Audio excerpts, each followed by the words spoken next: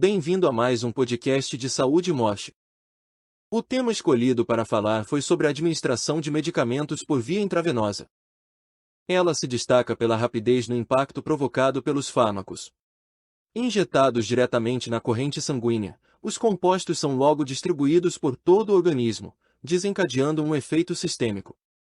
Daí a importância dessa via na ação diante de emergências, além da possibilidade de controle rígido na dispensação de substâncias para pacientes internados.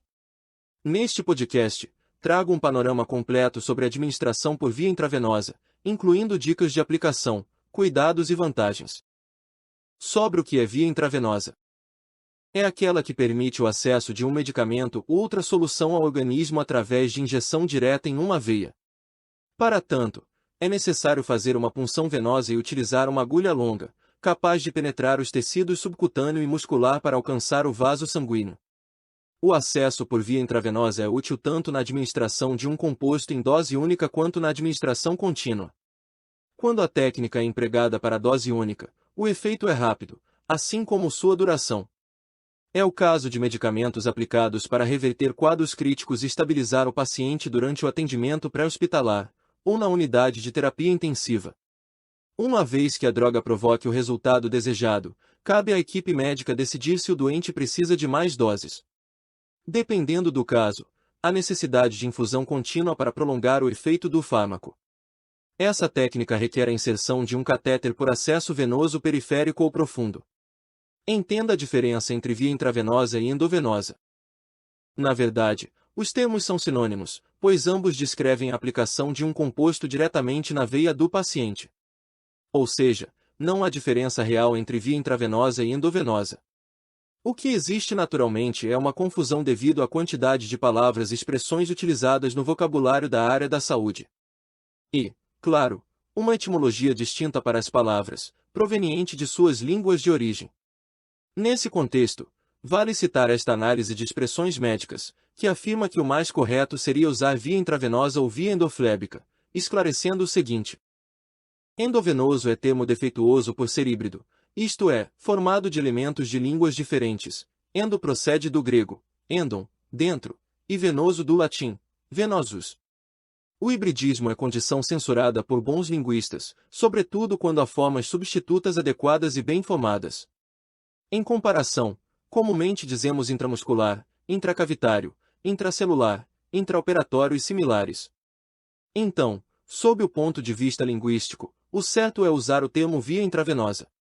Porém, no dia a dia, é comum observar, também, o sinônimo via endovenosa. Vantagens da via intravenosa na administração de medicamento. O mais evidente é a rapidez no efeito da medicação, que pode ser observado minutos após a aplicação.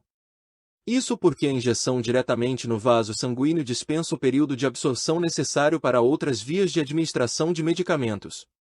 Na via oral, por exemplo, os compostos precisam passar pelo trato digestivo, chegando até o intestino delgado e fígado antes de alcançar a corrente sanguínea.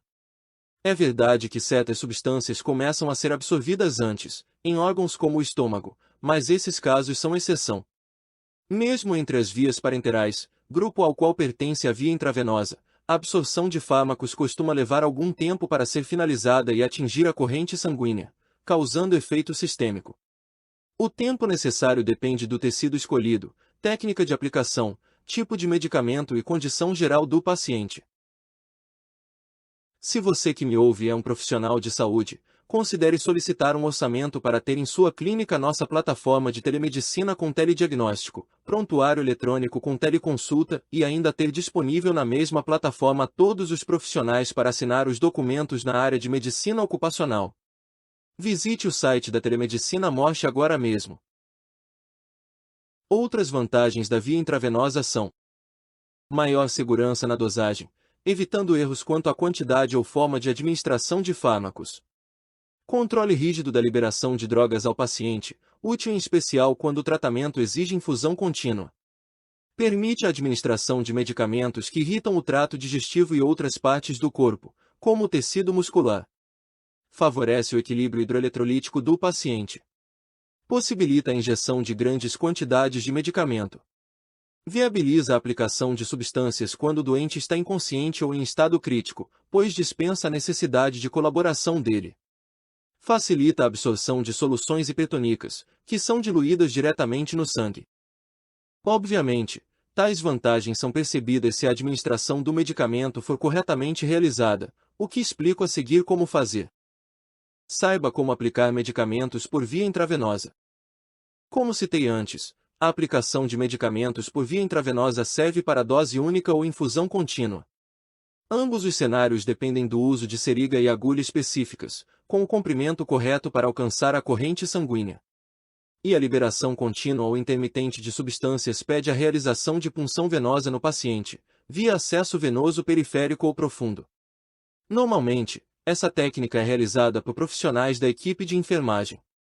Requer destreza, treinamento e conhecimento aprofundado sobre as vias de administração. Existem vários guias para a execução da punção com sucesso, que recomenda ler a prescrição, data, nome do paciente, medicação, dose, via de administração e o horário da medicação. Levar a bandeja ou cuba-rim para perto do paciente, colocando a bandeja sobre a mesinha de cabeceira. Conferir a identificação do cliente através da pulseira de identificação e com o próprio. Orientar o paciente e o acompanhante sobre o procedimento. Calçar luvas de procedimentos. Em seguida, checar a permeabilidade do acesso venoso, observando se o local apresenta sinais flogísticos, dor, calor e rubor. Fechar o clamp de controle de fluxo do acesso venoso, no caso de o paciente estar recebendo hidratação contínua.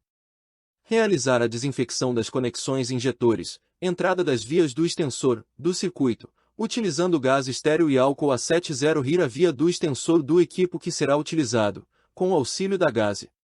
Introduzir a seringa na via do extensor.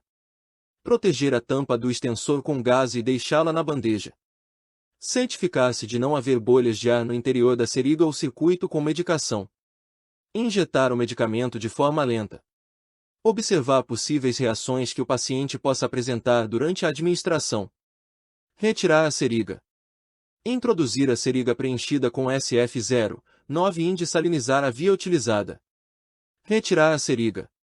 Fechar a via do extensor com o conector próprio, tampa do extensor. Fechar o clamp de fluxo da via que não será mais utilizada. É importante também entender que tipo de medicamento usa a via intravenosa na administração, como comento na sequência.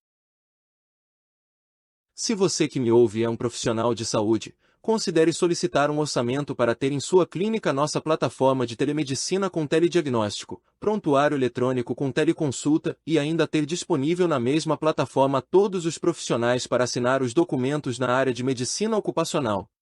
Visite o site da Telemedicina Morte agora mesmo. Conheça quais medicamentos que são administrados por via intravenosa. Embora os fármacos correspondam à maioria dos líquidos injetados por via endovenosa, ela também permite a hidratação contínua e até complementos à nutrição do paciente. Essa opção auxilia na recuperação e deshospitalização do doente, fortalecendo o organismo com maior agilidade. Além de permitir o restabelecimento de indivíduos com dificuldades para engolir, em coma, sob sedação ou sofrendo incômodos como vômito e náuseas. O que contribui com o conforto e segurança do paciente, evitando o agravo desses sintomas. Entretanto, a principal função da via intravenosa está na aplicação de medicamentos. Antibióticos, soluções hipertônicas, isotônicas, hipotônicas, sais orgânicos e eletrólitos são outros exemplos de substâncias liberadas diretamente na corrente sanguínea do paciente. Sobre os cuidados na administração de medicamentos por via intravenosa. Neste ponto, já ficou claro que a administração por via intravenosa requer uma série de cuidados, pois se trata de um procedimento invasivo e sujeito a complicações. Por enquanto, vale ressaltar a importância de cuidados gerais e específicos ao realizar a punção venosa e dispensar a medicação. Começando pelos cuidados gerais, a equipe de enfermagem precisa estar atenta a estes 5 pontos. Medicamento certo.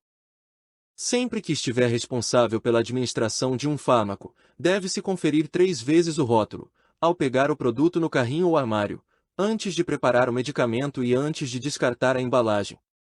Dose certa. Faça a conferência junto ao nome do fármaco, antes que seja aplicado. Compare as orientações da prescrição médica ao rótulo e à bula. Hora certa. Sempre verifique o prontuário do paciente para confirmar o horário da última medicação e calcule o intervalo correto. Paciente certo. Essa informação também é checada por meio do prontuário. Pode parecer detalhe, mas é fácil se confundir quando há muitas pessoas atendidas no mesmo plantão. Portanto, leia o nome e compare-o à prescrição. Via certa. Por fim, garanta que o medicamento deve ser administrado por via intravenosa. Uma vez que os 5 setos estejam ok, podemos seguir para os cuidados específicos, relativos à aplicação endovenosa. O primeiro ponto a se observar é a higienização das mãos e instrumentos utilizados. Em seguida, cabe avaliar a condição clínica do paciente, a fim de identificar possíveis alterações durante e após a injeção do medicamento. Assim como a área a ser puncionada, que não pode estar sensibilizada por nódulos, inflamações, paresias e outras situações que possam ser complicadas pela punção. Ao realizar esse procedimento, prefira um atendimento humanizado, conscientizando e tranquilizando o doente. Muitas vezes, orientações sobre a melhor posição, por exemplo, ajudam a diminuir a dor decorrente da punção. Não desconecte a agulha da seringa e esteja atento para evitar infiltrações onde o catéter foi colocado. Observe ainda se há reações ao medicamento, que se manifestam através de febre, calafrios, cianose, sudorese, hipotensão, entre outros sintomas. Esses sinais devem ser interrompidos assim que cessar a aplicação do fármaco. Caso contrário, será preciso interromper o tratamento para investigar sua causa. Sobre as complicações da via intravenosa. Se relacionam principalmente com a necessidade de punção para acessar os vasos sanguíneos. Junto à manutenção do catéter, que pode se manter fixo por dias até que a terapia seja concluída. As principais complicações às quais o paciente fica exposto. Infiltração. Visível devido ao edema tecidual doloroso, indica que a agulha se moveu, atingindo o tecido subcutâneo. Será necessário fazer uma nova punção venosa. Hematoma. As manchas arroxeadas sinalizam vazamento do sangue para o tecido subcutâneo, que deve ser tratado com curativos compressivos. Elevar o membro afetado também ajuda na recuperação. Flebite. Febre e dor no trajeto da veia são sintomas de inflamações no vaso sanguíneo. Irritações por produtos químicos e ação bacteriana são causas prováveis, que devem motivar a interrupção da punção. Repouso, compressas de água morna e, por vezes, anticoagulantes são indicados. Lesão do nervo. Compressões intensas de itens como curativos podem ferir nervos em redor, desencadeando formigamento ou dormência na área afetada. Infecção local ou generalizada. Surge em resposta à asepsia insatisfatória, provocando incômodos como dor, febre, inflamação, calafrios e pus. Exigem avaliação médica para a determinação do tratamento adequado, incluindo o uso de antibióticos tópicos e sistêmicos. Embolia. Coágulos. Aí até partes do catéter podem obstruir o fluxo sanguíneo e a liberação do medicamento. Choque pirogênico. Surge em decorrência de corpo estranho ou aplicação de solução que teve preparo inadequado. Requer socorro imediato para estabilização dos sinais vitais, revertendo o quadro de febre, hipotensão, dispneia, tremores e de saturação de oxigênio. A telemedicina ajuda na escolha da via de administração. A escolha da via de administração cabe ao enfermeiro, que se baseia na prescrição médica, condição do paciente e características do fármaco para tomar a decisão correta. E zelar pelo benefício ao doente, evitando erros como a superdosagem.